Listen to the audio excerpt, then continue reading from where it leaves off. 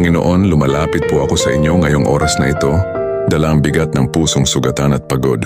Kayo po ang nakakakita ng mga luha na hindi nakikita ng iba at nakakaramdam ng sakit na hindi namin kayang sabihin. Lord, sa mga panahong hindi namin maintindihan ang mga nangyayari, turuan mo kaming magtiwala sa plano mo.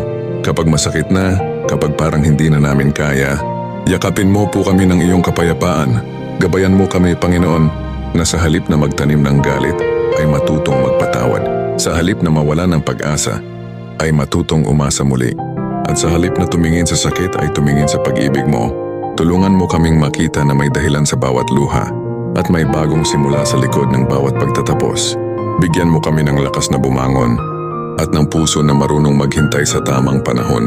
Lord, salamat po dahil kahit kami ay nasasaktan, alam naming hindi mo kami pinapabayaan. Sa bawat hakbang namin, ikaw ang ilaw na gumagabay. Manatili ka sa aming puso at ipaalala mo lagi na sa iyo may kapayapaan, may pag-asa at may bagong simula. Sa pangalan ni Jesus, Amen.